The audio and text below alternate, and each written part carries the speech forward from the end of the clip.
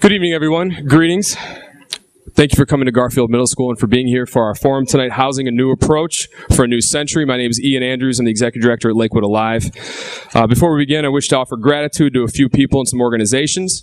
Thank you to Mayor Michael Summers, Director of Planning and Development Drew Siley, for your support and partnership not only with the forum, but the proactive approach we're taking to address housing in Lakewood. We also appreciate the support of the city departments that are helping to move this process forward. Thank you to Mr. Jeff Patterson, the Lakewood City School Superintendent, Mr. Mark Walter, principal here at Garfield Middle School, for allowing us to hold the forum here. The schools, as we all know, are top-notch, and we're really happy to partner and collaborate with them together. We appreciate them hosting us. To Mr. Jim Crawford and Ben Burdick from the Lakewood Public Library for recording the forum, which will be available later on DVD and will run on television. And so please, when you're speaking in the microphone, which I am needing to make sure I do, speak directly into the microphone when we get to the audience Q&A. This is all being recorded, and so it'll be on DVD and you can view it later. Thanks to the LakewoodAlive Board, the Community Engagement Committee, and our Housing Committee. In particular, our Housing Committee has, the folks have really rolled up their sleeves. They've been going out. Some of you have met them door knocking. They've been helping our Housing Outreach Director, Hilary Schickler, whose dedication to the success of this program in the community really is unwavering. To our panelists who are here to provide insight, we'll meet them soon. The volunteers who help LakewoodAlive and the collaborative partners, including the support of the Cleveland Foundation. And last but not least, thank you for coming out tonight. This is a very serious and critical issue.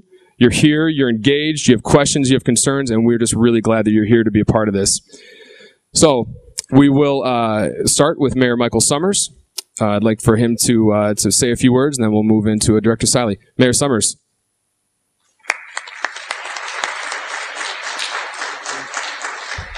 Good evening, everyone. I apologize for being a few moments late. There was a special city council meeting that just adjourned.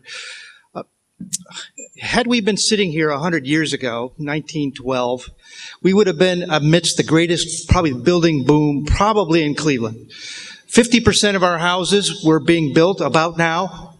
By 1920, in fact, half the housing stock in Lakewood had been built.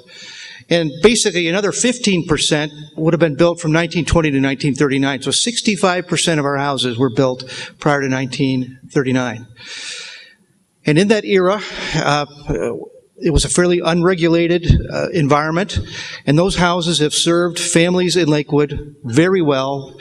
I think of the enormous amount of human drama that has happened in all these porches and all these doors and in my houses that I've grown up with here in Lakewood, and all that human dimension has been part of the last century. So now, here we are, 2012, looking forward to this second century of these same houses. It's a very exciting thought, but a very challenging one from the dimension of housing design, housing state, housing condition. Particularly complicated because we're coming off one of the most rugged housing environments in 80 years. And that's not a Lakewood story, that is a national story. So how do we deal with all this and do it well in a way that makes sense for our community? It's complicated. And we're fortunate tonight, and I'm very anxious to hear the panel. I can't learn enough about it, and we have folks who deeply think about these issues, and they're going to share their wisdom to us. So I'm grateful that we can gather together as a community and share thoughts and reflections on what is probably one of the most compelling and exciting subjects before the City of Lakewood, which is our houses for their second century. And remember, in Europe, they certainly think of a wooden house, well-maintained, as lasting well into 300 plus years. So there's no reason we shouldn't think that way as well. So the question is, how can we make sure that really about the year 2312 that we're here reflecting on the next century, maybe the 5th or 6th century of these houses. So that's an exciting and happy thought. So Ian, I'll turn it back to you, but thanks for all being here. Thank you, Mayor. Now introduce Director of Planning and Development, Mr. Drew Siley. Thank you, everybody. It always does my heart good as a Lakewood resident and a member of the administration to see all of you, how much you care about our city to turn out to these kind of events. So, you know, as the mayor said and Ian alluded, we all acknowledge that housing is pretty important in Lakewood. It really is the backbone of who we are as a community and our economy. I put this slide up there to remind everybody, in case someone hadn't heard, there's a bit of a housing crisis that really started back in 2008. And really these words were introduced into our lexicon, some things we weren't necessarily familiar with, but had direct effect and impact on us emotionally, psychologically, financially, and in a city like Lakewood, physically, for sure, because we have so many buildings that are residential. I think it's a telling sign of our era that I'll probably be able to tell my kids one day where I was when I first learned about credit default swap. But to orient you a little bit, and many of you are familiar with these numbers, but they always bear repeating. There's about 52,000 of us in a little under 5.5 square miles. We are the most densely populated city between New York and Chicago. My staff actually figured it out. If you carved the land area of Lakewood into equal pieces, all of us would get about 2,000 square feet. So what happens with housing and proximity, what we do with our properties, how we treat each other, how we interact, matters very much because the effect is direct and meaningful. We have 17,000 total structures. So for every 3 of us, there's 1 building in Lakewood. That's a remarkable number to give you a sense of the density. And of those, 13,000 are 1- and 2-family homes. So 75% of our buildings are residential. So when we talk about, housing being important to Lakewood, the numbers bear out that it just makes up who we are. It takes up most of our land area. It makes up most of our buildings. So 13,000 1- and 2-family structures. We have 5 residential building inspectors that work for me in the building department. I'm going to do that one again because that ratio is pretty important. When Mayor Summers gave me this task about 9 months ago, I thought often about Mayor Booker of Newark, New Jersey, who said, "There's no better gift in life than to be given an impossible task." I thought about that a lot, and at first, I thought this ratio is impossible. How are we ever going to make any ground on 13,000 properties with 5 residential inspectors? But we had to change the way we were doing business. We had to better understand the state of housing in Lakewood. We needed to have good information. We needed to eliminate myth and anecdote and speculation and make decisions about our limited resources based on real information about what's going on with housing today. Our old model, forever, for pretty much as long as there's been a building department in the city of Lakewood, we were on a complaint-driven model. That meant we would hear from residents, we would respond, or we would inventory the complaint, and then we would react. So we weren't controlling where that information was coming from. It was coming at us from all sources, all sectors, and we didn't have a sense necessarily of where the problems really were. So that ratio breaks down to that 13,000 divided by 5, because you don't know where the issues really are, so any property is potentially of issue. You're always playing defense, and you can't be effective with your limited resources, both financial and personnel. So what Housing Forward is about? Housing Forward is our long-term strategy where we are going to partner with all of the folks who may have resources to benefit housing in Lakewood.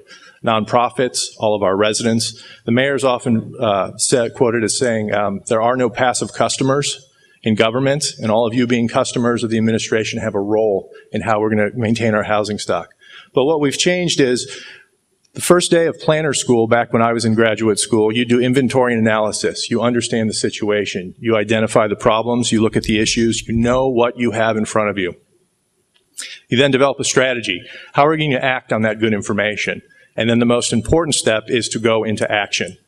I think as a region, we are very good at making plans. Where we sometimes fall down is in the acting. And what we've been doing over the last 9 months is figuring out how to act, how to move forward and be effective. And so it started with that inventory and analysis. We did a comprehensive housing survey. My staff, we stood in front of all 12,661 1- and 2-family houses. And I can tell you with pride that I know exactly that are 12,661 houses in the city of Lakewood, all the 1- and 2-family. And what we did is we took a refinement of the last time a housing survey had been done was about 30 years ago, 1983. Unfortunately, when it was done, it was very low information content. You had folks who would go up and down the street and they would report out that 40% of the houses were in bad shape, 60% were good. There wasn't any specific address level kind of information. It wasn't tied to any kind of metric that you could understand. So what we did is we tied it to our property maintenance code. And we ranked all of the houses, either a 1 through 4. A 1 meaning you had no violations. The house is in perfect condition, arguably. 2 is minor stuff. Things with a couple good weekends and a few trips to Lakewood Hardware you could probably resolve yourself. 3 meant you were hiring contractors. You usually had multiple major exterior violations. We're talking about roofs and porches, driveways, the big stuff, the houses on the street that we all know about. And four were homes that were in a catastrophic condition. Without a major intervention, those were likely to be demolitions. Here's the good news, though. What we found is 86% of our housing stock is in very good condition. That's a remarkable number considering what's been going on in the nation in the last few years. We know that we had 48 houses, actually, 0.4%, that were that 4 category, those likely demos. And that number has already dropped because we've seen investor buyers who've acquired those and renovated those. We've had to do a few demolitions in a partnership with the Cuyahoga County Land Bank. But that's such a minute number, that also is remarkable. And you have 13,000 buildings in Northeast Ohio, considering all the market forces, that we only have 48 of those in that kind of critical condition. But really our focus is on what we're calling the threes. We've used that's become part of our vernacular at, LakewoodAlive and at City Hall, that we're talking about the threes. It's like some code we're always using. But those were those houses with those multiple exterior violations. And we were able to create focus in that we had 1,700 of those. So 1,700 divided by 5 residential building inspectors means each one of those has about 340. We know what work is in front of us. And the first thing we did once we identified all of those houses is we put everyone on notice. We sent all of those owners, not a violation notice from a building inspector, but a letter saying, we've seen some issues with the house, and by the way, we're coming. So the approach of Housing Forward really isn't just about code enforcement or housing management. What we've talked about is housing stewardship. Management connotes that you're just maintaining the status quo. What we're looking for with our stewardship plans is how do we make sure that, as the mayor said, these houses are around for the next 100 years. And so really there are 5 legs to that. The survey was the beginning. We had a sense of where the issues are and what we need to do about them. Education. Part of it was education for ourselves, for our city staff, to understand where we should be focusing, to eliminate some myths, which I'm going to share with you in a second, specifically about rental properties and all the renters are all the problems in the community. That's a consistent myth. And the location of where properties at issues might be. Educate folks also about resources that are available. How do you fix your house? How can you pay for fixing your house? Who should you talk to when you need to do that kind of stuff? That's part of our education. Forums like this are helpful to be able to spread the word. Enforcement. Proactively and consistently enforce our codes. For a long time, the word I heard was that the reason we weren't going to proactive code enforcement is because how do you start? Someone would say, well, why are you picking on me? So instead, we decided to just inventory the entire city, so everyone's been included. Now, when we were doing the survey, without fail, there would be someone on the street who would stop out and say, what are you doing? Why are you standing in front of my house and staring at it? And then we would explain we're doing a housing survey, and they go, oh boy, I've got a few houses to tell you about. And they say, so-and-so down the street, and this one. And we'd stop them and say, listen, we're going to get all of them. We're not only going to do your house and your neighbor's house, we're going to do the whole block and the whole neighborhood and eventually the whole city. And we did, and it started in July of last year. We did 3 wards. Wards 1, 2, and 3, and we finished up this spring with the nice weather and did Ward 4, and so we did all of it. Connect. I think we would be a failure of government in this instance if all we did was the code enforcement piece. I think we have a great opportunity to be a conduit to connect folks to resources, help them understand what they can and cannot do. When we have those conversations about the thingy on my porch that connects to the thingy, giving folks the technical information and say, you mean the rail and the spindle? That's what we're working on. Who else can help? Again, it can help you pay for those repairs. And then the resolve and repeat. This isn't a kind of one-trick pony where this will be done after the summer of 2012. This is going to be a consistent approach to housing over the long haul. And if we get to this end game where we can't necessarily address that issue or resolve it, where do we go back in our steps to continue refining our process? So some of the numbers. The breakdown of the houses, about 3/4 of our stock is single-family homes. About 1/4 is doubles. Of all of those houses, the 1,741 that were rated 3. Just over 1,000 were single-family homes, and about 659 were doubles. The myths. All of these must be rentals, right? Of course, that's the leading question. Anyone care to hazard a guess how many of the single-family homes were rental property? 10%? 10 total. What about the doubles? How many of the doubles do you think that were in bad shape? You'd be interested to know that 91% of those homes are owner-occupied, and the doubles, it's almost a 50-50 split. So the myth of that all of the problem properties in the city may be rental that are in bad condition are by owner-occupant or non-owner-occupied simply isn't true. We've been doing a proactive outreach and requirement with our landlord training seminar. Some of you may have been there. I think we know we have 1,500 unique landlords. We've trained about 800 on what the rules and responsibilities are. Rental is not a bad word in Lakewood. It makes up about 55% of our housing stock. We have a lot of long-term renters that are part of the community. That's who we are. It's part of our brand. And so, again, our job was to eliminate some myths. Most of the problem properties must be in the East End.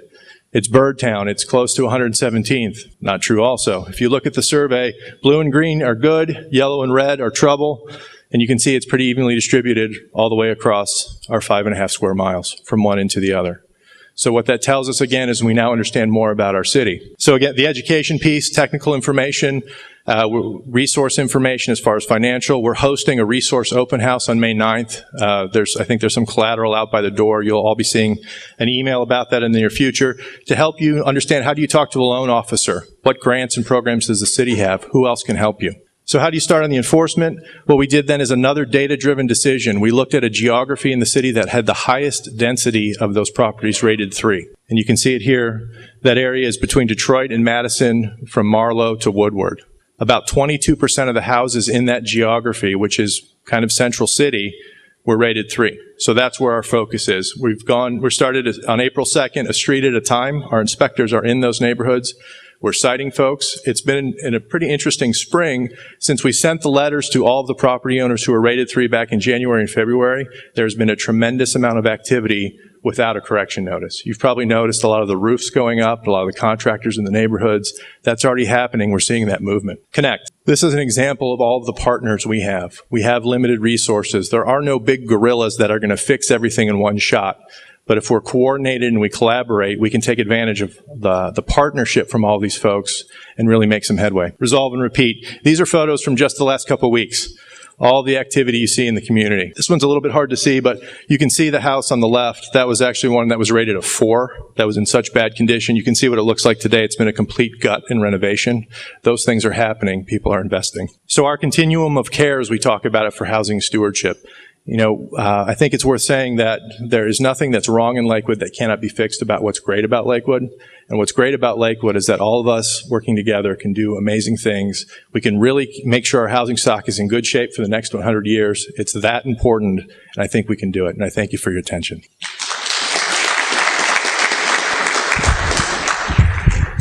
Thank you, Drew. It gives me pleasure to introduce to you, I think many of you know her, our Director of Housing Outreach, Hilary Schickler. I'd like to tell you a little bit about our housing outreach program at LakewoodAlive. It's here to help facilitate, LakewoodAlive is actually here to help facilitate economic vitality and growth by leveraging assets and existing resources and facilitating collaboration. We are a 501c3 nonprofit organization. Lakewood, clearly the city of homes, not only in terms of density, but also in style. Our housing stock is unique and often historic in nature. Housing has been identified as our economic linchpin, a point we've touched on. This actually comes out of the Grow Lakewood Report. And essentially, it describes how as housing goes, so goes the city of Lakewood. When the quality of our housing stock decreases, it creates a strain on our services. When the quality of our housing increases, so does the quality of life for its residents. Here's an example of what's right. Beautifully maintained home. Here's an example of what's wrong. However, here's the economic impact. Not only is the condition of the house on the right adversely affecting its own value, but it is affecting the value of the house next door, the entire street, and the entire community. Our program is designed to help reach those folks that have the fewest resources, helping them identify resources and obtaining education to keep their home in their best condition. We do that through collaboration and partnership with a variety of departments at City Hall. In addition to block clubs and other organizations, we provide information and direction. There are some programs available. Here are some programs that are available through the City of Lakewood. However, these are federally funded, and residents actually must meet the income guidelines. However, this still does not guarantee that they are eligible for assistance. Here's some examples of some low-interest loans, and while they can offer great interest rates, they are offered through lending institutions, and the usual lending requirements are considered, including debt-to-earning ratio, credit history, and equity in your property. While Lakewood Alive has very limited resources, here's some examples of some resources that are available through our organization. The paint rebate program, funded through the City of Lakewood, offered to income-eligible residents for exterior paint and supplies. The housewarming program with our collaborative partner, the Cleveland Housing Network. This program provides insulation and other energy conservation measures to help save money on your electric and gas bills. They will also take a look at your electrical and furnace systems, and at some point, some residents actually qualify to have those replaced for free.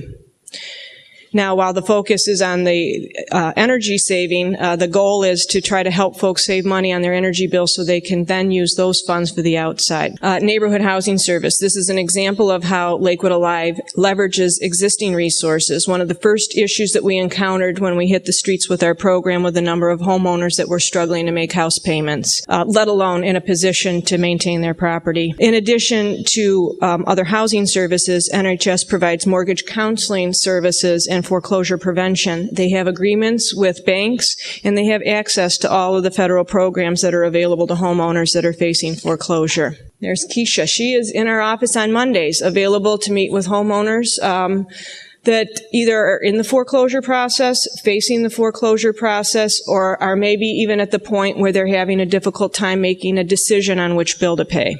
This is our paint rebate program, generously funded through the City of Lakewood. This program provides a rebate of up to $1,000 for exterior paint and supplies. This program is available to not only homeowners, owner-occupants, but also to income-qualifying tenants. Here's an example of creativity with our limited resources. One of the issues that we find are homeowners have a difficult time obtaining a quality contractor. This is actually modeled after the Heights Home Repair Resource Center. Essentially, we ask homeowners that have had work done on their home to complete the survey, rating the work that was done and the contractor involved. We have those available not only online but in our office. So if you're looking for a contractor, I would encourage you to check that out on our website, or come into our office and take a look at the files. A little bit about the services we provide and how we get our referrals. Neighborhood advocacy on the left-hand side, whether it's working with a homeowner on where to direct a complaint and how to file a complaint, all the way through to court watch. The property on the right was essentially abandoned. We worked with the residents to come into court and let the judge know what this situation was creating in the neighborhood. Ultimately, the property was sold and has been completely renovated. We work closely with the Department of Community Development, whether we're able to provide assistance for folks that are eligible for city financing. And this can be as simple as providing information on the programs, to helping a homeowner fill out an application, to helping a homeowner screen contractors, helping them through the construction process.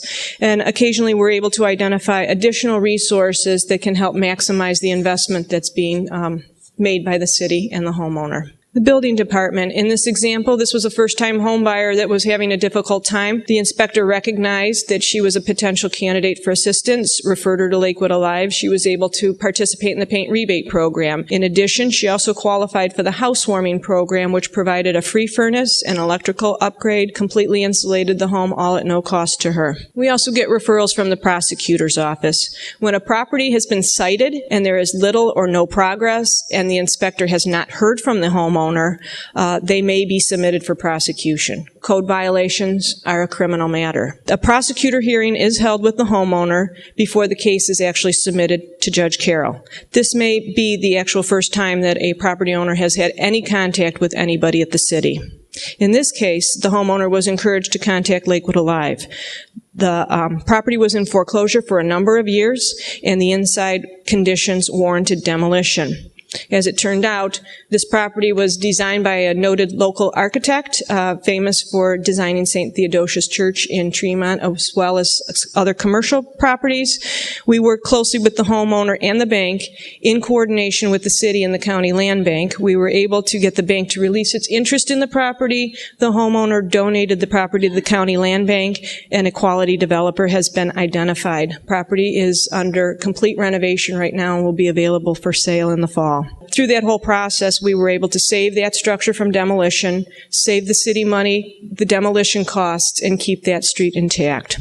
We also work with Judge Carroll's courtroom on code issues. This example was simply a matter of directing the homeowner to technical assistance and providing encouragement. As crazy as it sounds, oftentimes there are issues beyond time and money that are preventing folks from making repairs on their home. And usually what you see on the outside is a reflection of what's going on the inside of the home. And sometimes we need to work through other issues before we can even get to the home repair. This is an example of the diversion program. There's a special program the court has enacted for eligible homeowners. Essentially, the court works with the homeowner to bring the property into compliance rather than punishing the homeowner. As Judge Carroll often states, he would much rather see the property owner put their money into the property than into the city coffers. When appropriate, the probation department is also available to provide assistance. Because resources are extremely limited and homeowners simply do not qualify for some help, I'm excited that LakewoodAlive has been working on developing an effective volunteer model. Here are some examples of some groups that have come forward to help homeowners and some of the projects that we were able to tackle.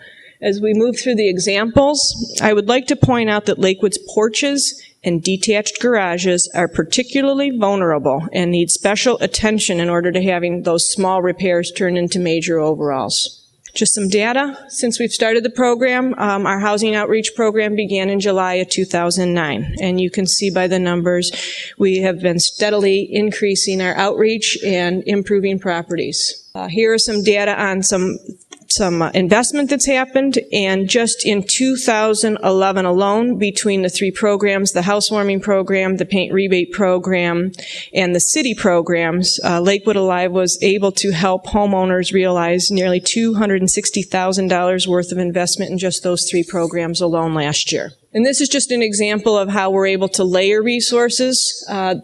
It was a two-family house. Both units qualified for the housewarming program, completely insulated, furnace work, electrical work. The homeowner was able to take out a loan, a low-interest loan through the City of Lakewood that paid for a new roof and a garage pad. And then they hired the vocational trades group out of our own school system to build the garage. Owner pays for the materials and a small amount for labor. As we move forward, LakewoodAlive's partnership in the city's housing strategy will prove to be a very exciting endeavor. This initiative will ultimately benefit everyone who calls Lakewood home. And as we move forward, LakewoodAlive will be working with the city, focusing our attention on all properties that have been identified to three, with particular attention to the focus area. The slide states that a disproportionate of wealth is tied to folks with limited income, but quite honestly, those of us that own property know that it's probably one of our biggest investment, and by keeping it in its best condition, you're not only protecting and preserving that investment and asset for your own benefit, but that for the entire community. Thank you, and please do not hesitate to contact me if you would like more information about our programs or what resources may be available to you. Thank you.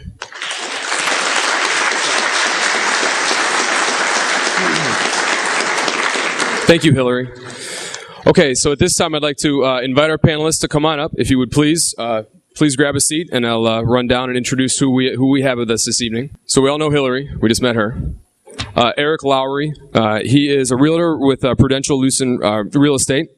Next to him, Drew. Met him. Then we have Bill Gatos is a local housing appraiser. Heidi Finnif, is the branch manager at First Federal of Lakewood. And then Michael Malinsky is a representative from the Lakewood Architecture Board of Review. So this is our panel, and so thank you very much. We appreciate you coming here tonight and meeting with us. I'll start with Mike, if that's all right.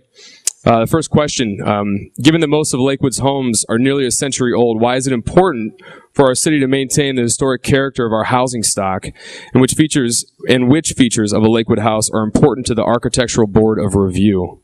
Well, it's very interesting. Lakewood's a very unique place. I mean, we all know that for those of us who live here, and it's partly the people, but it's also how the city was first built 100 years ago.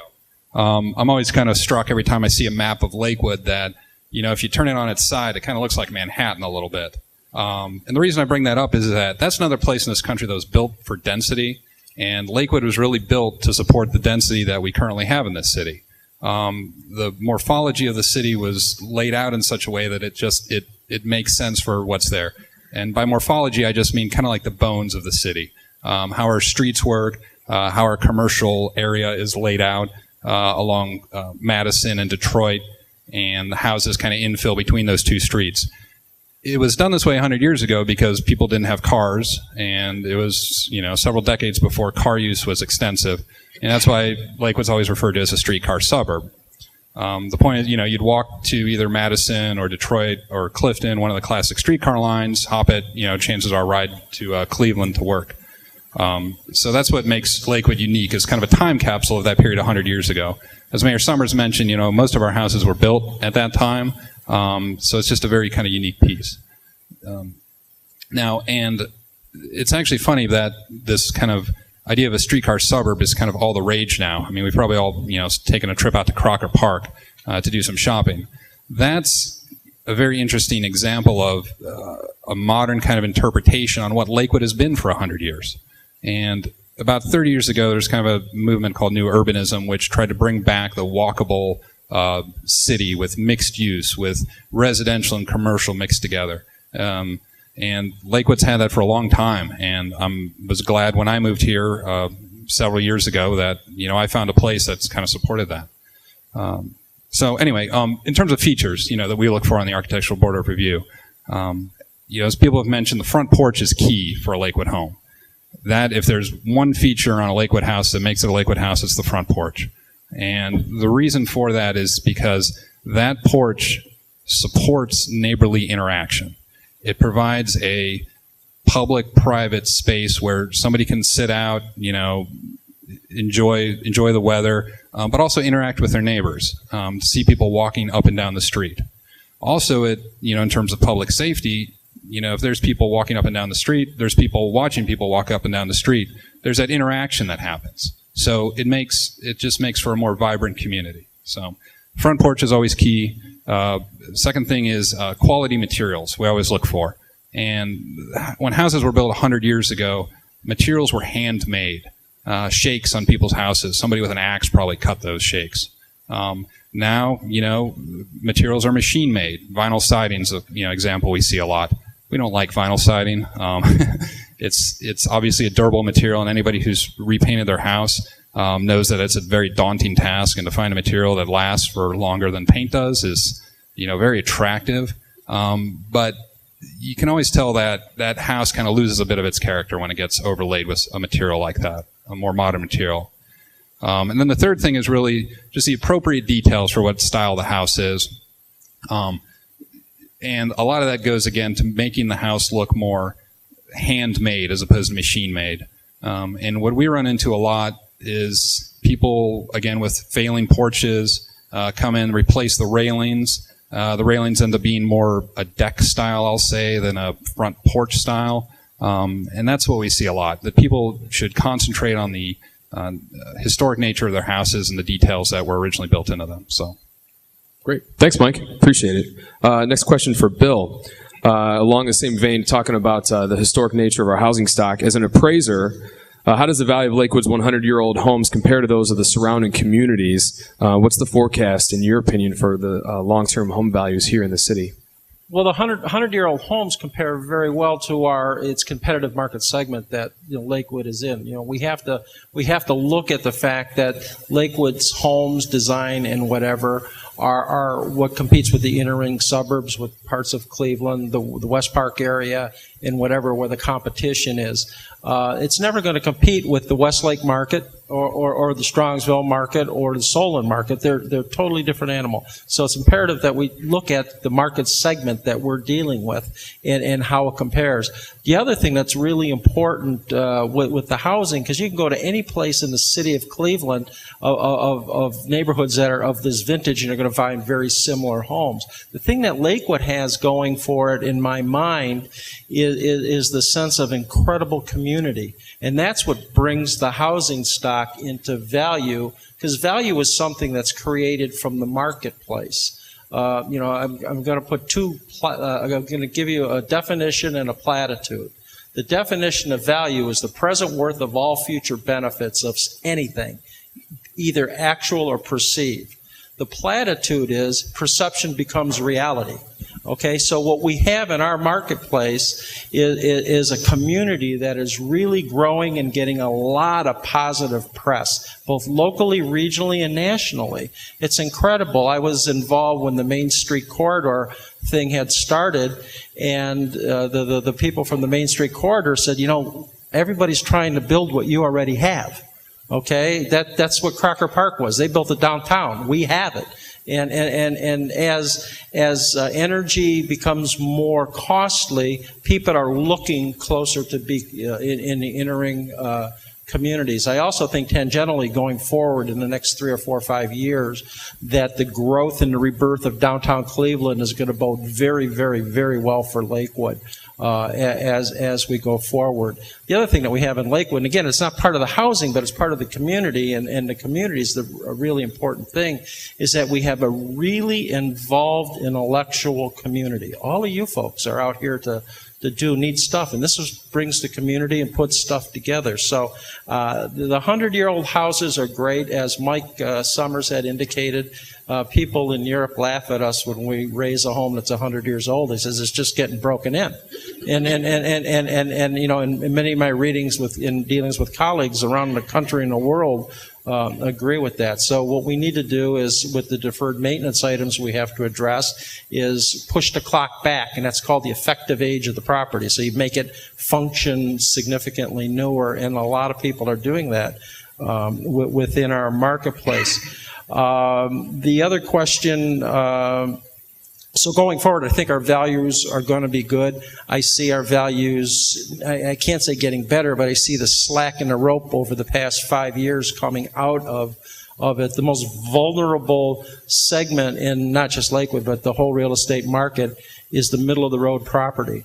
It's probably not politically correct, but the grandma property, we all know about it. You know, grandma redid the property 25 years ago. It's clean, it's neat, it's nice, but it needs the porch fixed or the kitchen's older. That's very volatile in the marketplace today because of all the lender REO and short sale properties that become an economic substitute for them, and if they can get them less expensively, that will keep that segment of the marketplace down. I see in Lakewood a lot of young people buying homes, young professionals buying homes. I think the bikeability factor is going to very much, again, create that neighborhood, and I think it's very good. Do you want me to answer the second? You know what? Yeah, please. The other question, and you kind of touched on it, was how does a poorly maintained house affect the value of the neighboring properties on a street? You know, it drives me crazy a little bit because I'm more of a pragmatist with data. Is that when somebody says, "Oh, that house is terrible. Oh, it's ruining the whole neighborhood. It's falling apart." A house that needs work on a street isn't going to trash the value of your house. However, if that becomes endemic in a marketplace, then that's the sad thing. Because we can all deal with the fact that Mr. Jones or Tom's or Pete's home, he doesn't take care of it, but, you know, Judge Carroll's taking care of him, and it's kind of been enveloped that's going to be taken care of. We can all deal with that. But if we have 3 vacant homes, his home, and 2 others that are in rough shape on the street, then that's what impacts it. So, you know, I'm a big fan of, you know, when I'm just as upset as anyone when the city tells me to fix a gutter or a sidewalk or something. But if all you have to do is fix a gutter or a sidewalk or something, you don't get into big things. So dealing with little things is very important as we go forward. Great, thank you. Next question for Eric. Eric Lowry, what attracts buyers to a Lakewood house, and what are the characteristics of the most appealing streets in the community? Lakewood is different than a lot of cities because in real estate, it's a destination city. People live here by choice. They want to live here. And the reason people are looking in Lakewood is the amenities of Lakewood, but mostly the houses. You can get in Lakewood at an affordable price things that you could never put into new homes. You can't have the built-ins. You can't have the woodwork. You can't have the 9.5-foot ceilings. You can't have the front porches for $90,000 like you can here in Lakewood. So it is a city of very express choice for people who want to live here. And the characteristics that people are looking for when they're looking at Lakewood is maintenance. Has it been well maintained, and does it maintain the same character that it was built with? You've all walked into houses that were built in 1925 and quote unquote improved in 1975.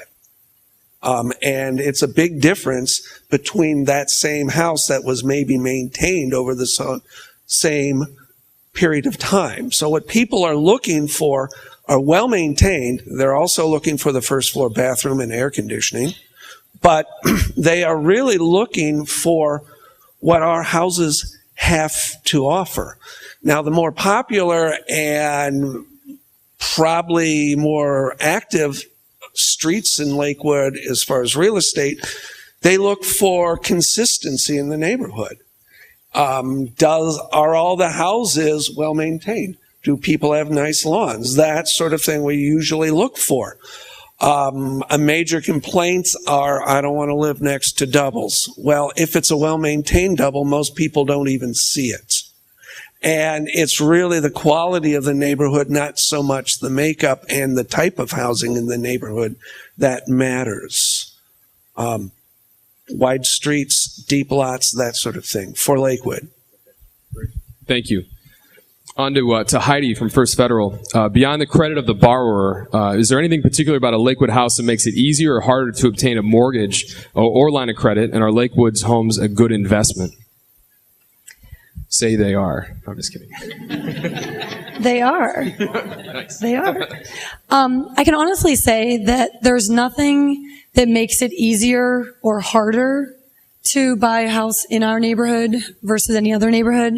And that's mostly because federal mandates pretty much govern the entire mortgage process so much that it has to be completely fair and equal. And with all the changes that mortgage laws have gone through and are going through in the last couple years, and we're still looking at more, it's so incredibly regulated that it's just hard for everybody, just to make it easy. It's a process. We all know, and we've, had friends that are buying now and realtors who are, frustrated at how long the process can take. This is a unique time for the banks and for home buyers and people refinancing, in general. So I can't say that there's anything, beyond the credit that makes it harder or easier. But as for Lakewood itself and for our bank and several other banks, there are things that our banks have been doing for our particular neighborhood to make it easier on our own residents for buying houses with us. There's some really cool programs like the First Time Home Buyers Program that I know First Federal of Lakewood does a lot with the city to do and to help people buy houses here. So that makes it a little bit easier on the person if they wouldn't have normally been able to buy a house. But they are a good investment. And I think they're a good investment because we are seeing, we all did suffer from values going down. But I can honestly say other things like our schools and our sense of community and the economic development that's gone on through our main street has really helped, I think, our houses not sink as much as other communities. And I'm seeing that with refis even. I mean, there are some that you're like, really? The house didn't appraise at what I thought it would. But that's not as bad as it has been. So in that regard, I think it's been better in Lakewood than I see loans in other neighborhoods. Well, so are there any things that you counsel borrowers to do to maintain or increase the value of the home? Sorry, I'm loud in general. So, I do. When I sit down with customers who tell me that they want to come and do a home equity line of credit, or they want to do an installment loan, that they want to do some improvements on their property, I very much ask them, what kind of things are you thinking about doing? If you're telling me that you're thinking about adding a pole barn to the back of your property, that's not really going to add a lot of value to your property. If you want to upgrade your kitchen, that is going to add value to your property that makes it resellable. So we really do kind of counsel our people on what you're planning on using the money for. So we do. We definitely have that conversation. And the big thing is when the bank's lending to you to buy a house or to do improvements on your property, we're going in on it together, right? It's not just you taking all the risk, it's us as well. So we really encourage people. I mean, clearly keeping up your homeowner's insurance is a must, but keeping up the value of your house so that 5 years from now, if you want to refi your house or do another loan, the value is going to be there for you, and we didn't make the property worse. Okay, great. So. Thank you. On to Hilary, a question for you. Considering the large percentage of renters in the community, is there anything a renter can do to help maintain Lakewood's housing stock? Well, first of all, I would absolutely encourage people to get involved, whether they own their property or whether they rent. There's all kinds of opportunities for folks to be involved in the community, and that really strengthens the entire the community. In addition to volunteering, get involved and perhaps start a block club if there's not one on your street. Maybe help your landlord out with landscaping. Now, I know a lot of folks that rent feel that it's not in their interest, it's not their property, but you're the one that sees it every day. A little curb appeal goes a long way.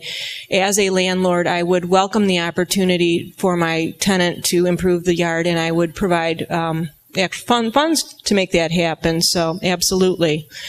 In addition, actually, some programs allow property owners to take advantage of certain programs based on the occupant's income. The housewarming program, as an occupant, you are eligible to participate in that program and improve your landlord's property and save yourself some money on your energy bills. The paint rebate program offered to tenants as well as owner-occupants. And then there's some low-interest loans that are available to investors if your tenants qualify. Thank you. Director Siley, why is it important the whole community embrace the city's effort to maintain and upgrade the appearance of our homes? I think it's an effort that all of us participate in because this is our home. And few things are more sacred than that. This is where we live. This is where our single biggest investments are. This is where we're raising our families. And it matters that much. The proximity thing I can't emphasize enough. If you are traveling down Madison and you head down one of our residential streets between Madison and Detroit, in a little over a half a mile, you're going to pass a couple hundred houses. When the houses are 40 feet apart, what you do and what your neighbors do, just to the physical condition of your house, matters greatly. I'm sure all of us could raise our hands and talk about our neighbor or the house that's the problem house on the street. Or conversely, when you have wonderful neighbors, how much that matters to how you perceive your neighborhood and the pride and how you feel about where you live. It matters greatly. There's so much to do, though, and there's so much to maintain. I've often said I love my 1916 bungalow, usually. It depends on how many trips I've had to the hardware store to fix one of those great 100-year-old features that decided to fail all of a sudden. But then when you do, it matters. It takes constant vigilance. And I think the vigilance piece comes for all of us in how we treat one another. There's a lot of hope we've all had the house on the street, with this Housing Forward initiative, and we've notified some of these challenged property owners. I know there's one on my street that, every time I would drive by it coming home from work, I could feel my shoulders go up by my ears and just think if they would just do something with their house. And about 2 weeks ago, they re-roofed their house. And earlier this week, they tore off the terrible asphalt siding that was falling apart, and they're re-siding their house, and they're putting in new windows. And just how I feel about that has changed dramatically in just a few days because my neighbor's doing the right thing. The other thing we're finding, though, is we can all lend a hand. Because in those houses, those threes we talk about, the 1,700, what we found is about half of those folks have the resources to do what they need to do. They just haven't. And so our proactive code enforcement's a little bit of the kick in the butt to get them moving on that, and they can do it. The other half, they're in trouble. They're in a bad way. They have some real financial challenges. They're in a house that they don't necessarily have the wherewithal to maintain, but it's still their house and it's their home. And that's where, the work of our Division of Community Development, our nonprofit partners, And sometimes it's neighbors, it's block clubs, it's neighbors helping neighbors. And that is how we can embrace this housing strategy. It's at many levels, and really small moves sometimes make all the difference. And if we all have a role, many hands make light work. If all 53,000 of us, I guess anyone under the age of 10 is exempted, but everyone over the age of 10, it can really make a difference. And I think that's why it's important. And the bigger message, I guess, is that we're coordinated, that we don't forget that we have that opportunity to make a difference every day. Great, thank you.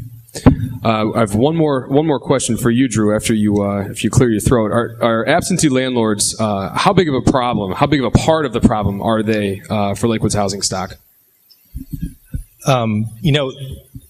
That's a tough question, because we've had this philosophical discussion about what constitutes an absentee landlord. How far away from the house you own do you have to be absentee? Does it mean that, and what we're finding is of the 1,500 landlords we have, I think all but a few dozen own one additional property. They own their home and maybe another double. So are they absentee landlords? They still live, a lot of them live here. They live in Lakewood. That's their investment property.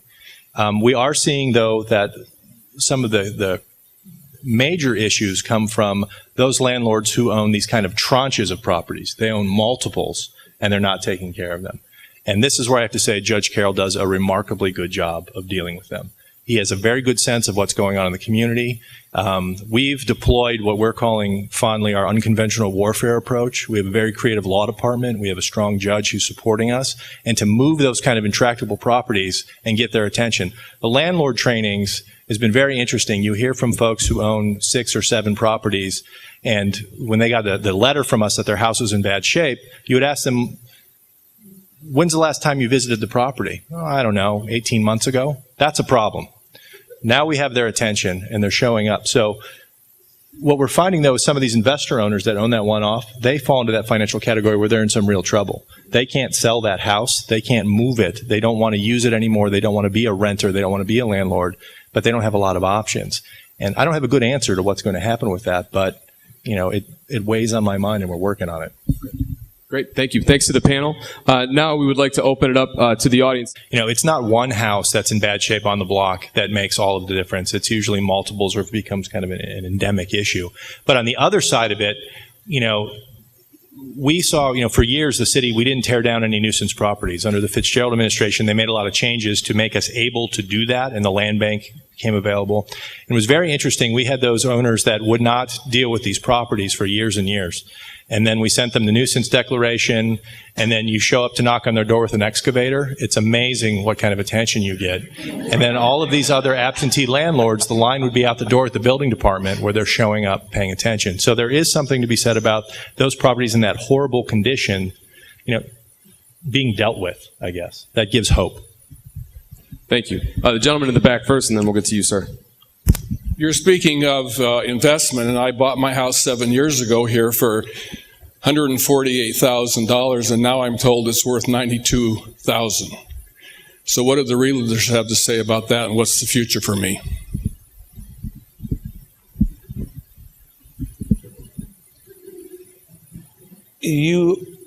The market here in Cuyahoga County really reached its peak in about 2005.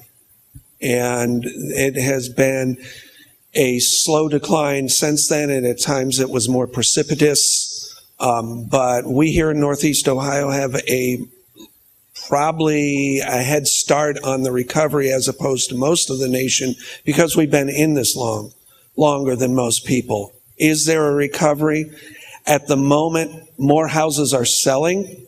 At the moment, prices aren't really going up. You'll see a few spikes up and a few spikes down. But there is a slightly larger volume.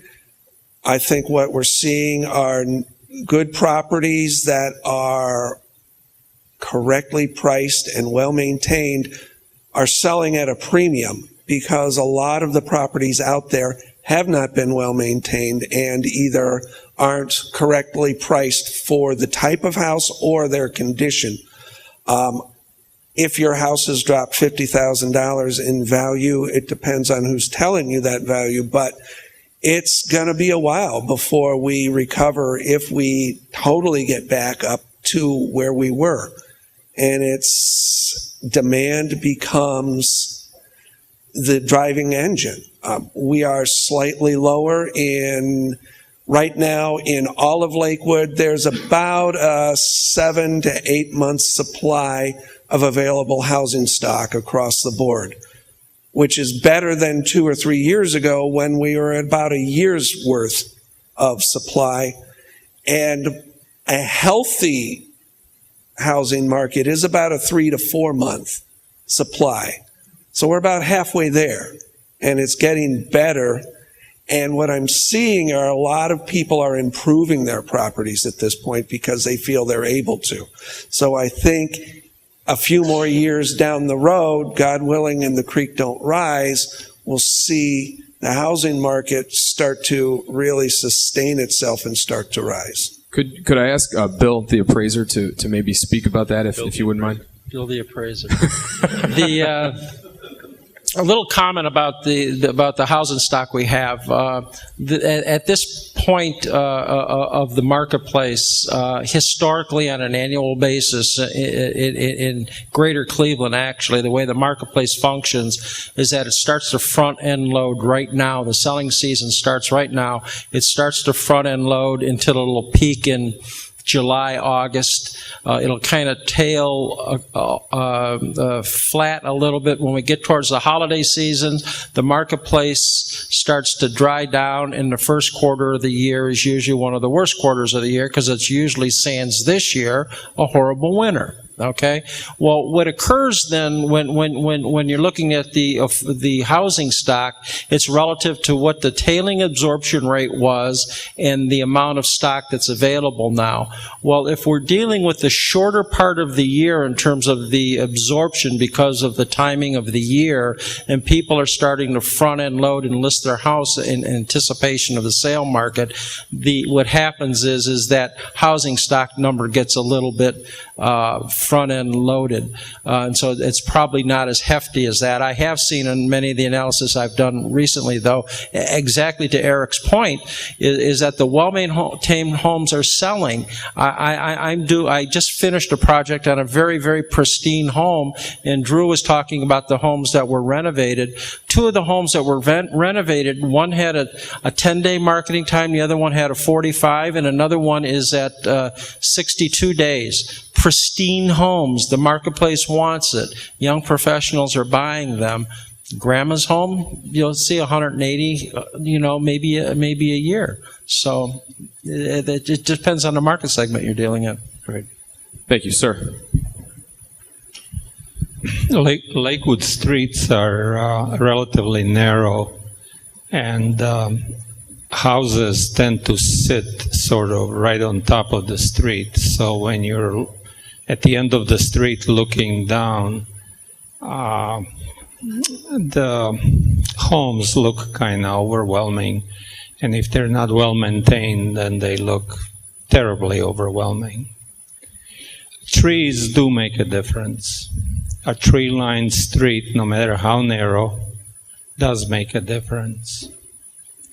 Trees are not something that homeowners are responsible for. I live on Elmwood. They replaced the street 3, 4, 5 years ago, I can't remember. They cut down all the trees. They promised to replace them, then they didn't. And there were a number of reasons, number of excuses. The tree lawn is too narrow. I had a tree that was 100 years old, but somehow it was too narrow for a brand new tree. Then the budget for replacing the roadway didn't include trees. Then the department in charge of trees didn't have money. The bottom line, they outlasted us. The trees are not there, and yes, the city can mandate owners to do all kinds of things. How about city does something about the tree-lined look? Thanks. I guess I'll take that one. I'd be happy to answer your question, but Lakewood Alive's hosting a tree forum next month, so we'll talk all about that. You know, I've seen throughout the city, and we talk about this in our commercial corridors too. I mean, we had our forebears made some really good choices about planting trees in quantity 75, 80 years ago, and we've benefited from the Lakewood. I mean, we have the water, we have a great, if you're ever up in any of the towers like Lakewood Center North and you take a look over Lakewood, the volume of trees we have is incredible. We really also need to be looking at urban forest long term because that does have an effect on property value for sure, but I think we've put on a clinic on residential streets and in commercial streets about how not to plant urban street trees.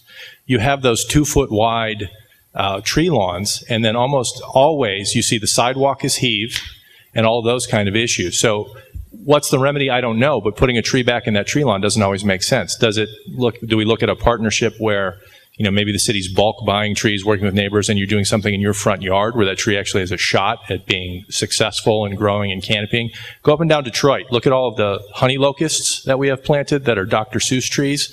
And then you hit the block where the tree is actually fairly large and canopying. The sidewalk is always heaved, and it's most likely broken into the storm sewer, so it gets a little boost. And you see that kind of growth. It's important. It's part of the character of our community, of our residential neighborhoods, but I can't see an investment of putting trees back in those little tree lawns making sense. Thank you. Sean. Not to pick on Drew, but this is a question for you as well. I got one of the my sister got one of the letters about having a number 3 house, and she's not in Ward 2. So what is the projected timeline for getting all of those letters out? And then what is going to be the timeline that she is allowed in order to make the corrections that you are recommending? Great. All the letters, the original letters have been all out. They've been sent to everybody. The focus area, that's that first round where the folks are being cited if they haven't made any progress. Now, what we also appreciate is the best moves folks have made when they received that letter, and we had about 175 calls from residents who had those exact questions. We're going to work with folks. If you're making progress, if you're making an effort, we know, for example, if you've recently acquired a house that you're going to be rehabbing over time, and that we've identified that you have a roof issue, you need to paint the place and the driveway shot, it's unlikely you're going to be able to do those all at one time. But if you're making progress where we've just had the house re-roofed, we just spent $6,000, $7,000 to do that, can we have some consideration and a longer timeline? We're going to come back next summer or later this year and paint the house, and we have a plan to make those remedies. We'll certainly work with you.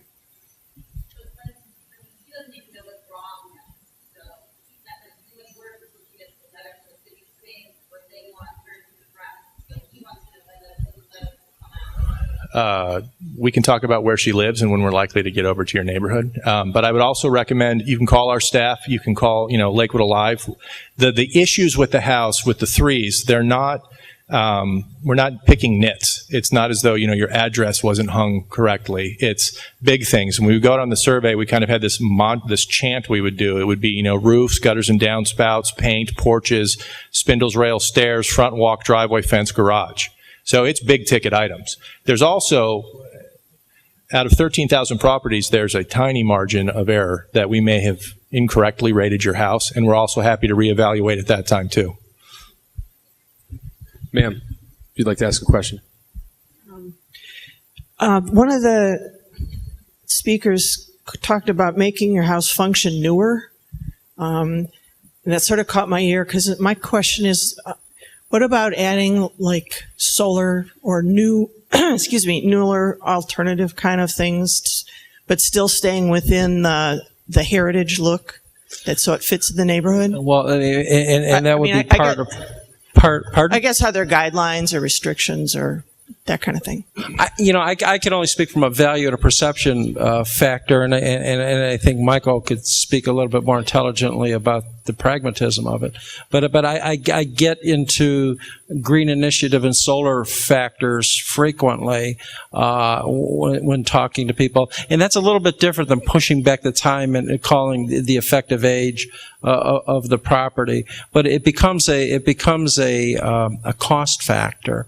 And an aesthetic entity from the architectural perspective too of the property. We've all kind of shriek when we see the homes from 1976 that have PVC all over the roof and all these solar panels and these retention vessels that are just absolutely grotesque. Yet we see these high-end items in architectural magazines and that are absolutely gorgeous and provide tremendous payback, but you got to put out a whole lot of money to do those, and so that's where the determination is. Michael, do you have? Yeah, sure. There's always a way to incorporate new technology into an old home. We've seen recently a couple of PV arrays come through on roofs and, hot water systems, those kind of things. If it's on a roof like that, well, let me back up a second. I guess the best way to think about it is in terms of a preservation standpoint.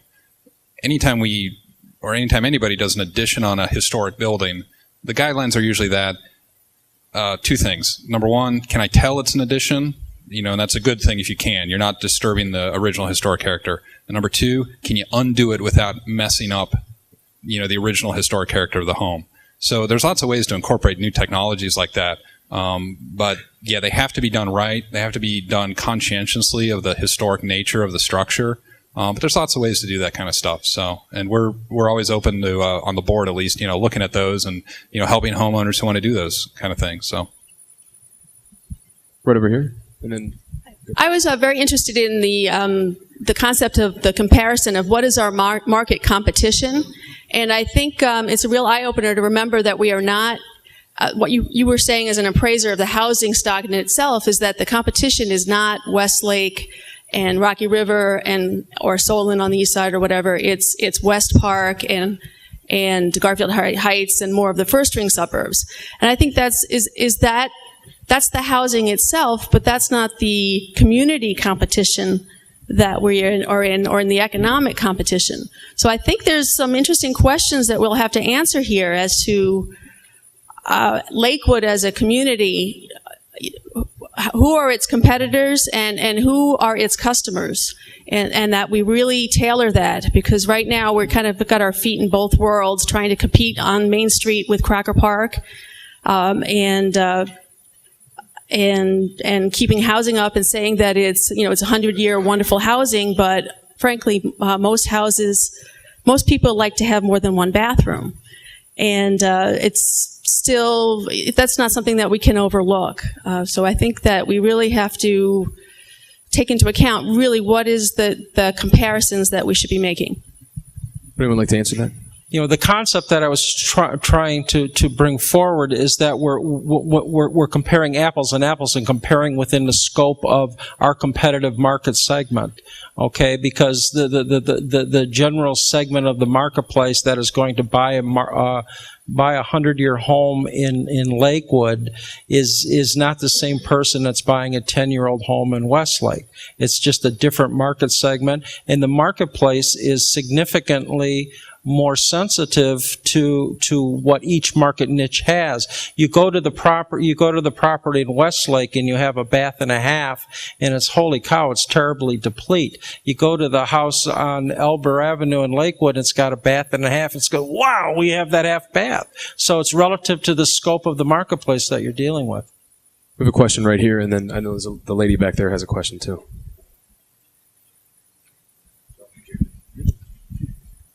First, let me start by saying I'm very impressed with the efforts of Lakewood Alive. I think the fact that you've gotten together and you're working as a team to try and develop the community is unquestionably one of the most proactive things this community has done.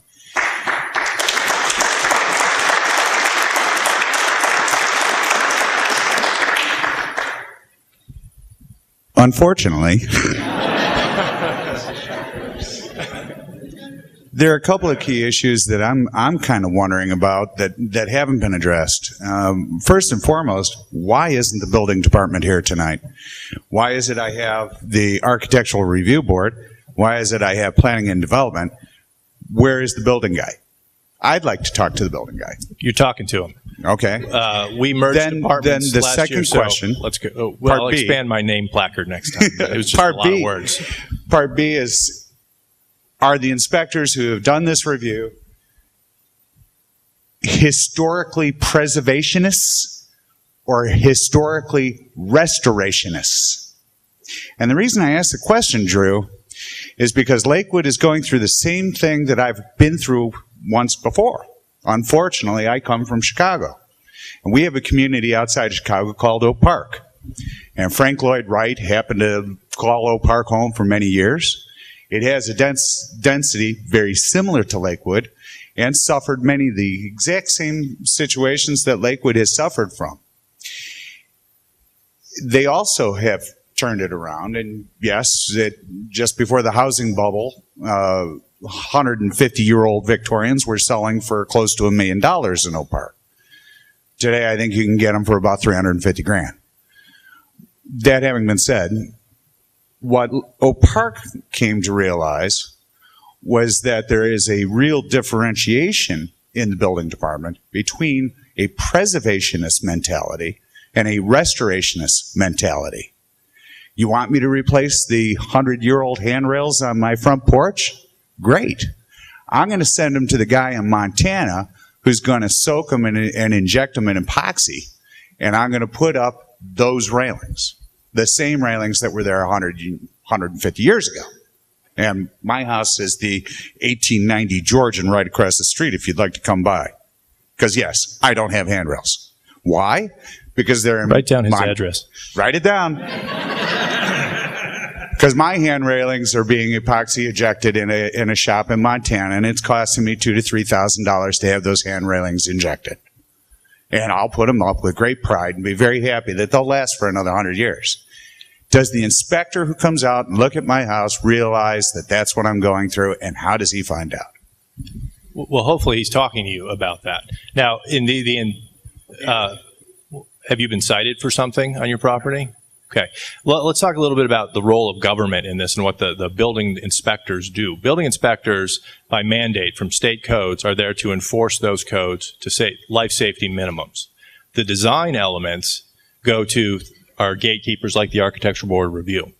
That's who we're usually talking to. Now, all the time, and Mike can speak to this, someone will come in to do a total porch renovation, and it looks like they're putting a deck on the front of their house, and they'll point out, well, there's 10 of these on my street. How come I have to do it correctly? And because standards change, the requirements change over time. What was done 10, 15 years ago, I can't speak to.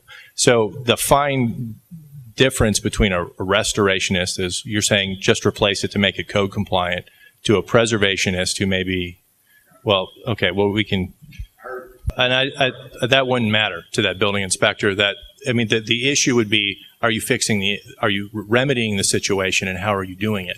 And communicating that, should you have that interaction with our building inspector, is what's key. Within the Architectural Review Board's concept of restoration or preservation? Again, that would be part of that detailed conversation. Thank you, Sean. And then, see, we got a couple over here. Oh, my turn. Okay. This is a great plan. I'm glad to hear all this, but I haven't heard anything about apartment buildings. What is the plan to evaluate and rate apartment buildings and all of Lakewood?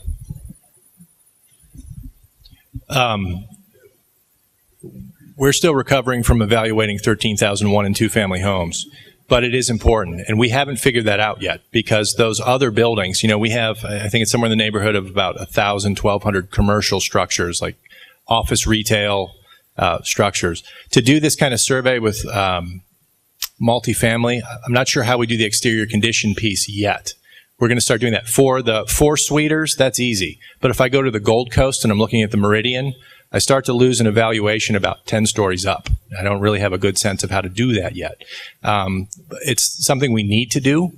We're going to try to figure out what that approach is going to be, but it's very different than what we've done already with the one and two family homes. Bryce. Does anyone know the reason what's holding up that garage repair or tearing down on Hilliard north side between Elmwood and Mars? I've been stopping one house over for a whole year, picking up a child to take to school, and now since September it's still not like that. Does anyone know what's the holdup on that? We went over this in rehearsal because we knew this one was coming up. They have a code compliance hearing in front of the judge next week. So the remedy is either tear it down or build something new. And if they don't take the appropriate action, then Judge Carroll is going to do what he's great at and compel them to do so. Bryce. My wife and I take a lot of walks, and we find some places with sidewalks in front of very nice homes that the sidewalks are really dangerous. And we go to other neighborhoods and the sidewalks are just pristine. And we've seen a lot of work on the sidewalks.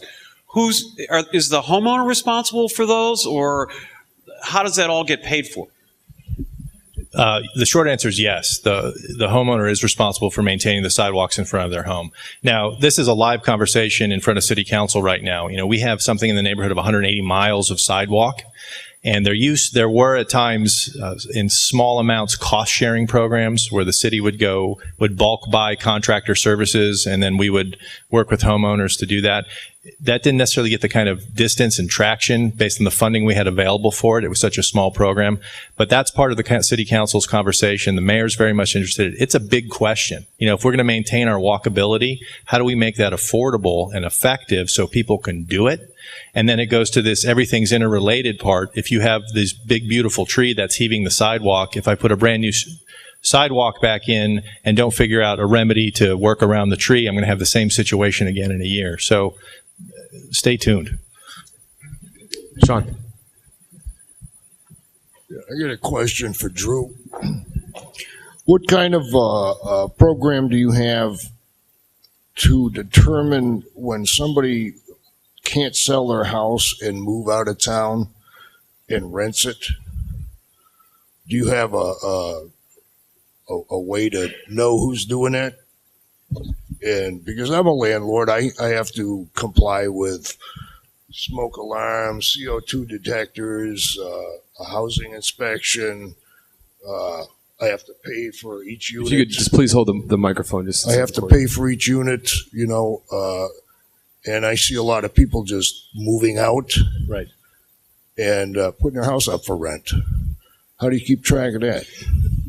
I'm glad you asked. We, again, as part of our kind of data research, I think for the first time maybe ever, we have a handle on those kinds of things because we're able to do a lot of detailed data mining. Bryce Sylvester, who's actually staffing one of the mics, is a planner in our office who spearheads a lot of that research.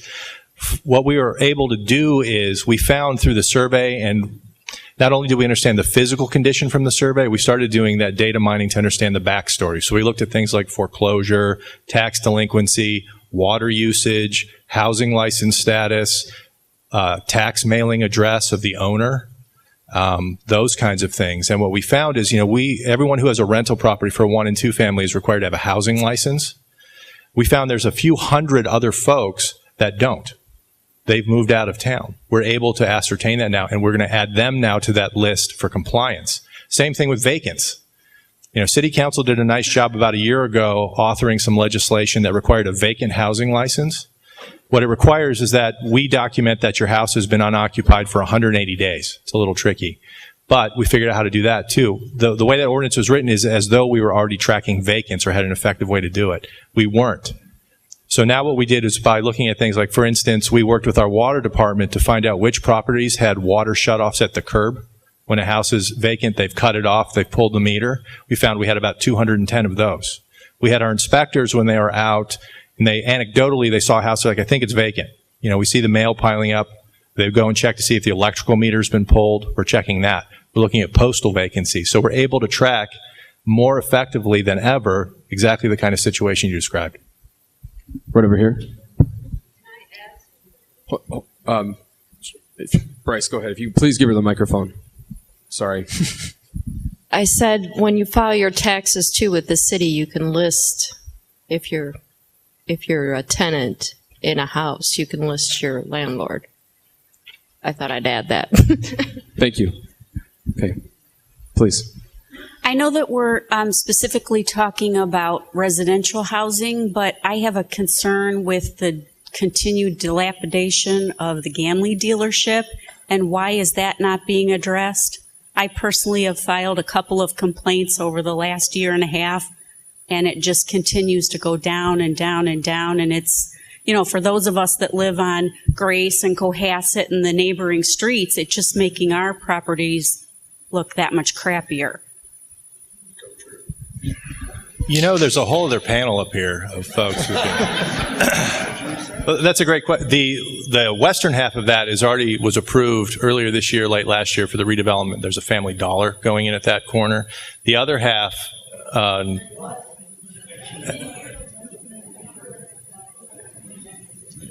And then the other half, there isn't a development proposal on the books for that, but there are a number of folks looking at it right now. Mm-hmm.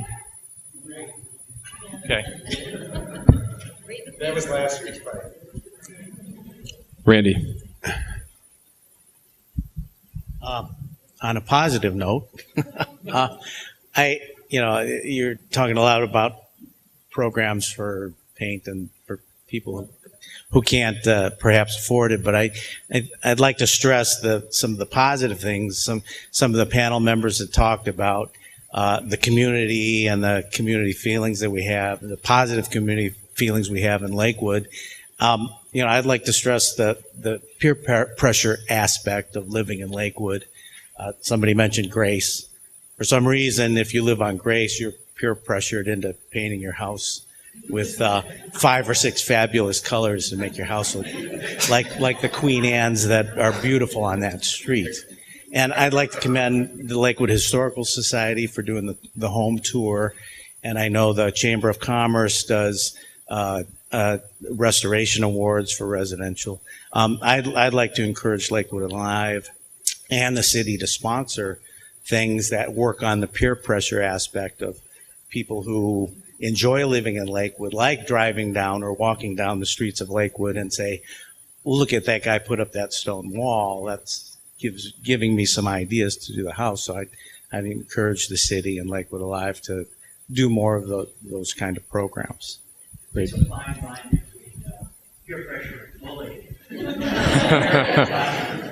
We'll take 2 more questions. Ian, we have one right over here. Over there. Ian. Yeah.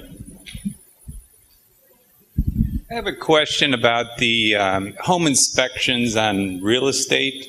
A lot of homeowners get a home inspection. Is there any thought about Lakewood making it mandatory that there's a home inspection that can tie together with legislation to get those things fixed before the transaction happens?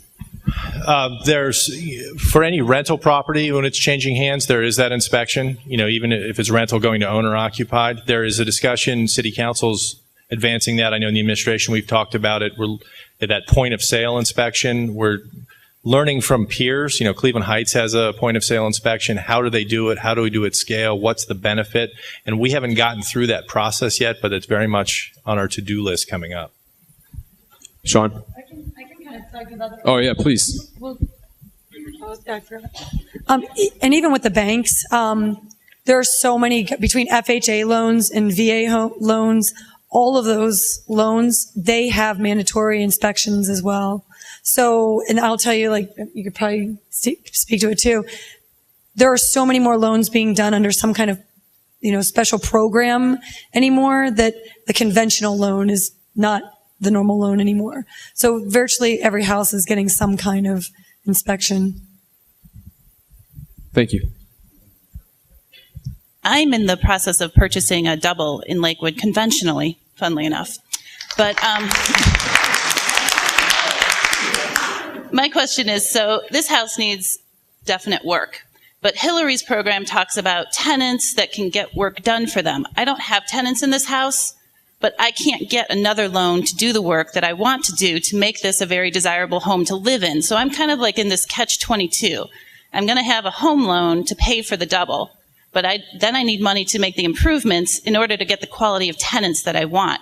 But now you're telling me that tenants who, I don't know how they qualify, but they could get the work done for free. So I'm kind of stuck without, I don't know where to get the money to do the improvements I want to do versus having some low income tenants come in that I really don't want there.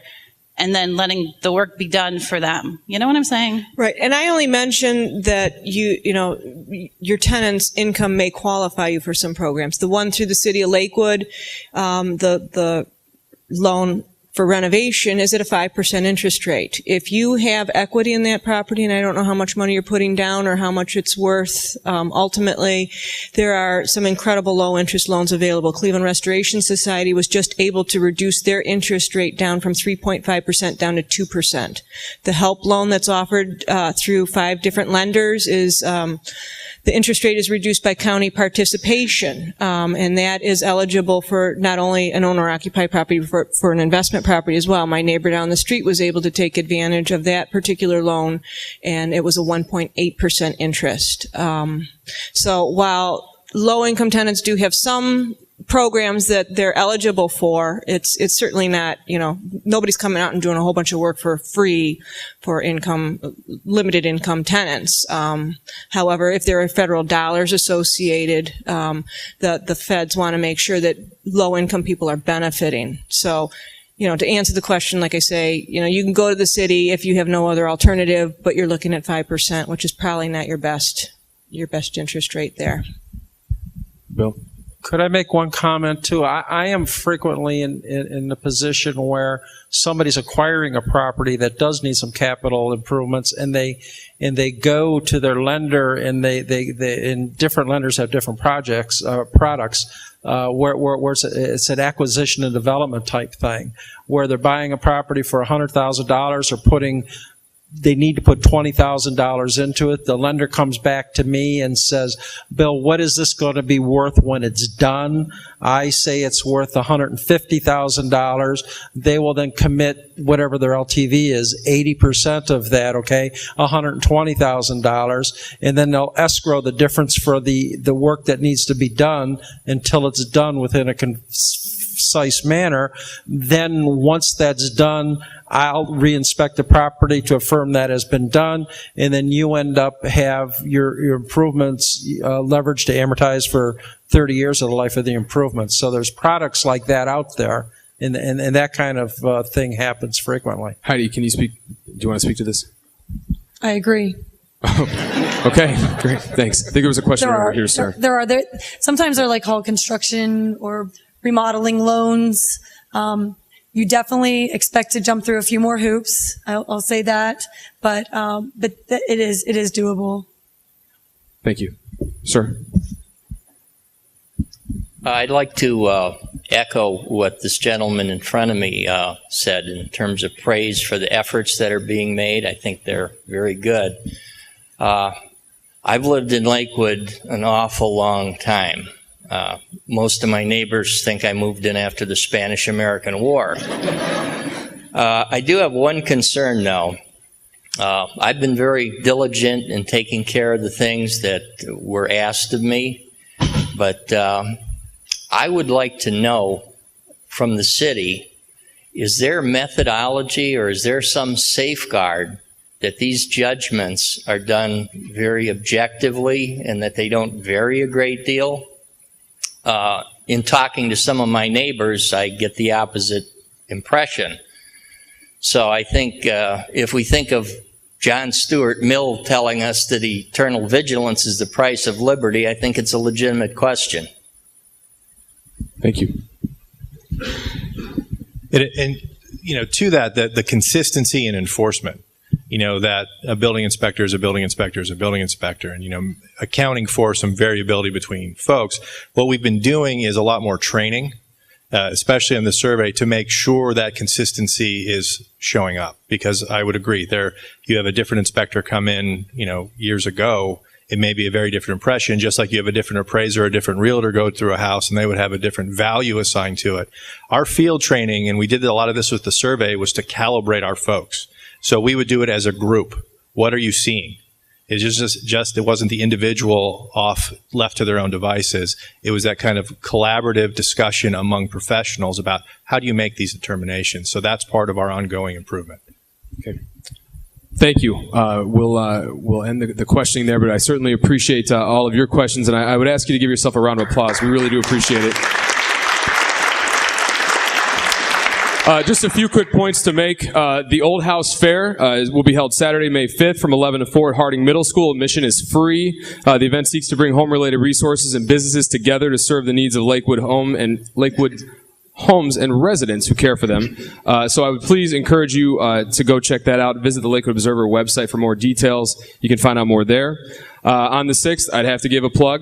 From 1 to 4, we will have our first annual Spring Stroll and Fashion Show.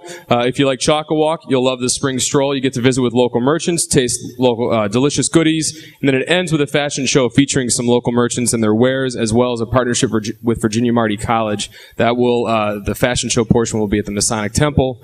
And then, as we mentioned before, the City of Lakewood and LakewoodAlive, various banks, nonprofits.